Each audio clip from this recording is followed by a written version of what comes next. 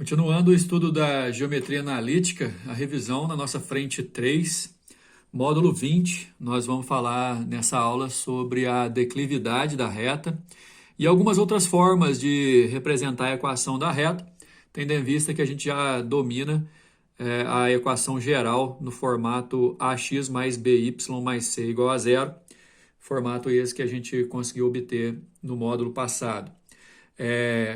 A declividade, em outros termos, é chamada de coeficiente angular da reta e representa a tangente do ângulo que a reta faz em relação à horizontal, ao eixo x, no sentido positivo, que é o sentido anti-horário.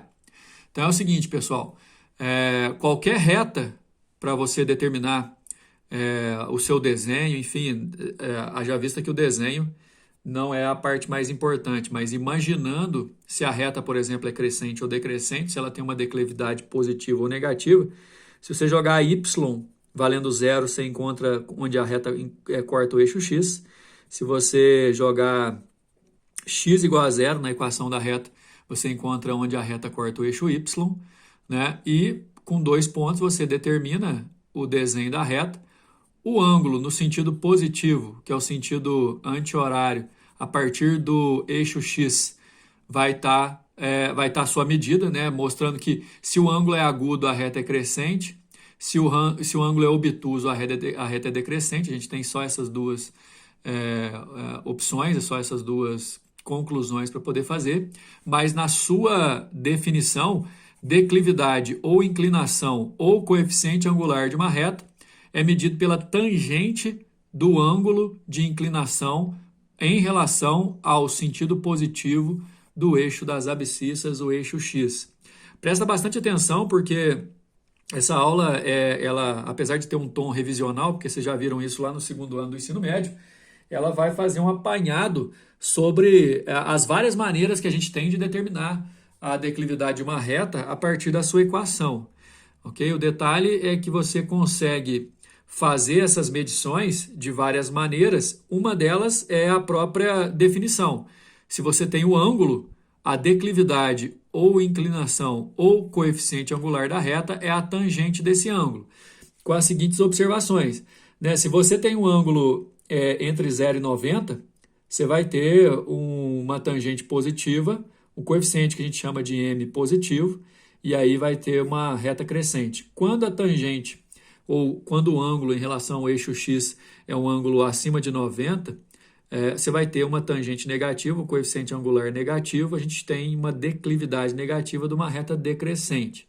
Ok? A reta horizontal e a reta vertical são retas especiais, né, nas quais, respectivamente, o coeficiente angular ou a inclinação é zero, ou quando o m está definido, ou não está definido, ou então ele vai para o infinito, por conta da inclinação da reta vertical, também vai ser um caso especial. A questão é que a maioria dos nossos casos vai girar em torno da reta crescente para o coeficiente angular positivo ou reta decrescente para o coeficiente angular negativo. Então, por definição, o coeficiente é a tangente do ângulo que a reta faz com o eixo x no sentido positivo.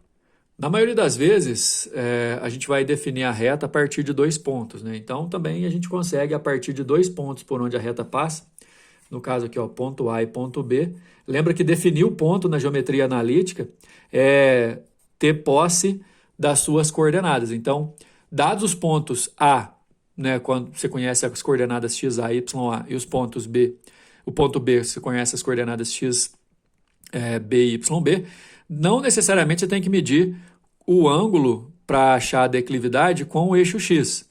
Você pode definir qualquer reta paralela passando por qualquer ponto da reta, qualquer referência paralela ao eixo x, e definir também o ângulo ali, ó, esse ângulo aqui que eu estou achurando, ele tem a mesma medida por ser correspondente, por paralelismo, ao ângulo que a reta faz com o eixo horizontal. E aí você fica aqui, por exemplo, ó, com um triângulo retângulo, onde a hipotenusa é o segmento que une os pontos A e B, e você tem aqui, ó, cateto oposto, é o que a gente chama de ΔY, né, que é qual é a variação em módulo, né, desse eixo Y aqui.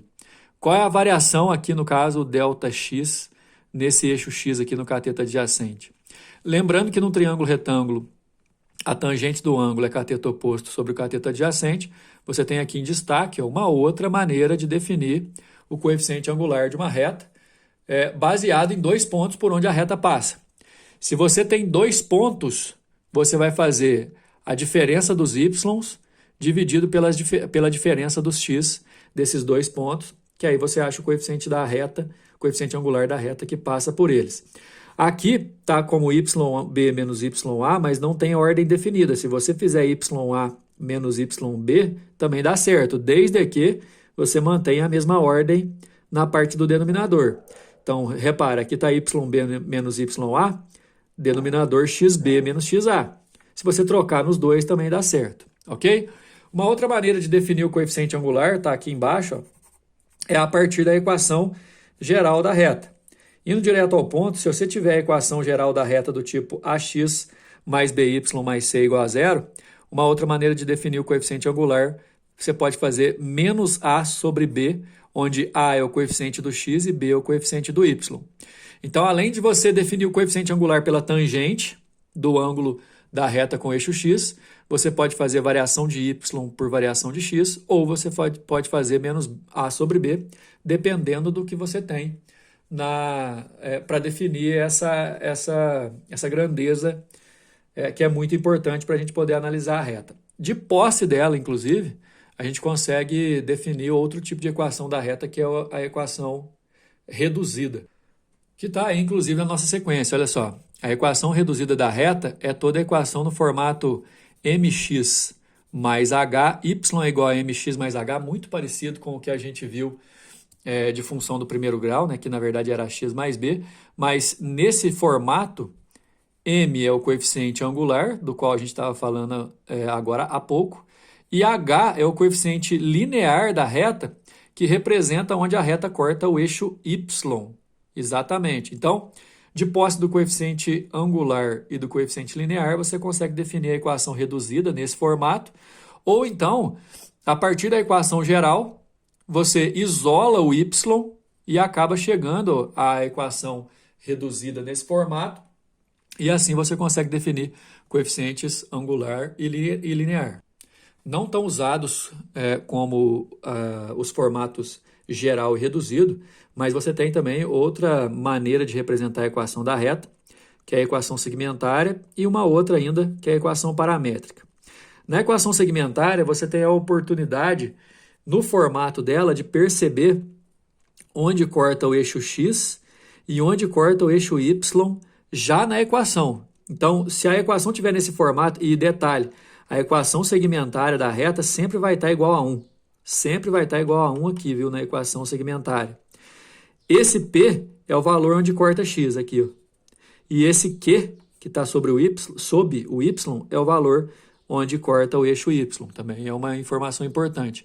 A partir da equação geral, você pode isolar o termo independente e dividir de modo que fique 1 depois do igual para obter essa equação. Ou então, a partir de um gráfico, se você sabe onde corta o eixo y e onde corta o eixo x, é só jogar nesse formato x sobre onde corta o eixo x, y sobre onde corta o eixo y, igual a 1, é a nossa equação segmentária. A equação paramétrica, você pode ver que não tem nenhum exemplo específico aqui, porque está x em função de t e y em função de t, porque a equação paramétrica ela divide a equação nas duas variáveis, x e y, mas as duas em função de um mesmo parâmetro. Vamos lá então na página 41 aplicar isso nos exercícios. Seja uma reta R que o plano cartesiano passa pelos pontos A e B, definidos os pontos A e B, 3 e 2, 5 e 4. Seja ainda outra reta S, que forma um ângulo com a reta R igual a 120 graus, conforme ilustrado abaixo. Então, olha só, a gente tem a reta R vermelha aqui, ó. Eu tenho o x e o y do A, 3 e 2. Eu tenho o x e o y do B, 5 e 4. Eu tenho a reta S passando por aqui, formando um ângulo de 120 graus com a reta R. Alfa, calcule o ângulo alfa, que S forma com o eixo das abscissas. Detalhe, o alfa é exatamente o ângulo que a reta S faz no sentido positivo, sentido anti-horário com o eixo X. Então, se fosse para calcular, por exemplo, o coeficiente angular da reta S, eu ia usar a tangente do ângulo alfa.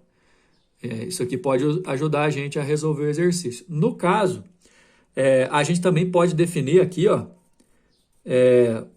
o ângulo que a reta R faz com o eixo X, no mesmo sentido positivo, mas como eu tenho dois pontos da reta R, eu posso fazer o coeficiente angular da reta R fazendo YB menos YA sobre XB menos XA. Se eu fizer esse coeficiente angular e achar um valor do qual eu conheço a tangente, eu acabo achando o valor do ângulo aqui. E é exatamente isso que a gente vai fazer na resolução. Olha só, o coeficiente da reta R é a variação no eixo Y, olha só, Y do B menos Y do A, 4 menos 2, sobre XB sobre X do A, 5 menos 2. Dá 2 sobre 2, que é 1. Isso significa que aqui a gente tem um ângulo cuja tangente vale 1. E um ângulo cuja tangente vale 1, galera, é o 45. Ou seja, o ângulo que a reta R faz com o eixo horizontal, o eixo X, é 45. E aí a gente vai pegar esse triângulo aqui, ó, olha aqui, para poder definir o seguinte, ó. Esse ângulo aqui, que a gente acabou de achar, o ângulo da reta R com o eixo horizontal, vale 45, porque a gente achou a tangente dele ali. Outra coisa, aqui, ó, ângulo dado de 120, faz eu concluir corretamente que nesse ângulo aqui de cima, para completar o ângulo raso de 180, vai valer 60 graus. E eu quero o ângulo alfa, que no caso aqui, ó, é ângulo externo desse triângulo aqui. Vamos lembrar da geometria plana que o ângulo externo é a soma dos dois internos não adjacentes. Então eu posso falar que o alfa é esse θ mais o 60. Então quer dizer que o alfa é 45 mais 60, então o alfa é 105 graus. É a nossa resposta. Número 2, os pontos A, 2 e K, B, 2K e 1 do plano cartesiano, com K negativo, estão alinhados com a origem. Opa! Então quer dizer que se eu pegar a origem, que é o ponto 0 e 0, e esses dois pontos, eu posso formar uma reta com os três, e portanto, se eu montar um determinante com os três, pela condição de alinhamento, o determinante vai dar 0. Aí ele quer saber o coeficiente angular da reta que contém esses pontos. É o seguinte, o coeficiente angular que contém, da reta que contém esses dois pontos, a gente vai poder fazer o seguinte, coeficiente angular, eu posso fazer YB menos YA dividido por XB menos XA, já que eu tenho os pontos A e B. O detalhe é que o YA e o X do B, eles estão em função de K. Então, primeiro eu tenho que achar o valor de K. Achando o valor de K, eu posso jogar aqui e depois achar o coeficiente angular da reta que passa por esses dois pontos. Agora, usando a condição de alinhamento, ó, o ponto A, o ponto B e a origem estão alinhados. Então, se eu montar um determinante com os três, o determinante tem que dar 0. Aqui na proposta de resolução, eles colocaram usando a regra de Sarri, mas vamos lembrar que a gente já fez isso. Ó. Eu posso montar na regra prática, colocando o ponto A, colocando aqui ó, o ponto B, colocando a origem e repetindo só o primeiro aqui embaixo. Vocês lembram da nossa aula passada? Definindo aqui, ó, 2, aqui dá 0, aqui também. Aqui na volta, ó, não esquece de trocar o sinal, 2K ao quadrado, 0 e 0. Ou seja, menos 2K ao quadrado mais 2 é igual a 0. Aqui a gente consegue achar o K, que na verdade deu a equação igualzinha dele, olha aqui, ó. Só que eu fujo da regra de Sarri, aquele negócio de repetir as duas primeiras colunas e tal. Se eu colocar o K em evidência, se eu isolar o K, vai ficar K igual a mais ou menos raiz de 1, que vai dar mais ou menos 1, mas lembra que o K é negativo, que o exercício falou? Então, a conclusão é que o K vale menos 1. Se o K vale menos 1, pessoal, as coordenadas do ponto A valem 2 e menos 1, tá aqui. E colocando o K valendo menos 1, as coordenadas do ponto B vai valer menos 2 e 1. Ok? E aí, vamos voltar no começo do raciocínio, que era o que o exercício queria, né? O coeficiente angular da reta que passa por A e B. Aí você tem YB menos YA, que vai dar 1 menos menos 1. XB menos XA, que dá menos 2, menos 2. Fica 2 sobre menos 4, que dá menos meio, coeficiente da reta que passa pelos pontos A e B. Letra A. Número 3, no sistema de coordenadas cartesianas ortogonais, o coeficiente angular e a equação geral da reta que passa pelos pontos P e Q, o ponto P, 2 e 1, e que é o simétrico em relação ao eixo Y do ponto Q'. Bom, peraí. Se ele é o simétrico em relação ao eixo Y, a gente tem que pegar e trocar o sinal do X dele. Então, se o ponto Q' é 1 e menos 2, desculpa, se o ponto Q' é 1 e 2, o ponto Q, que realmente me interessa, ele vale menos 1 e 2. Então, repetindo, se ele é simétrico em relação ao eixo Y, eu troco o sinal do X. Então, a partir de agora, pessoal, a tensão nossa vai ser no ponto P, 2 e 1, e no ponto Q, menos 1 e 2. Aí ele quer o coeficiente angular da reta que passa por esses dois pontos, P e Q, e ele quer também a equação geral da reta que passa pelos dois. Bora lá fazer, é o seguinte, depois de ter os dois pontos, para fazer o coeficiente angular da reta que passa por eles, eu vou fazer YP menos YQ,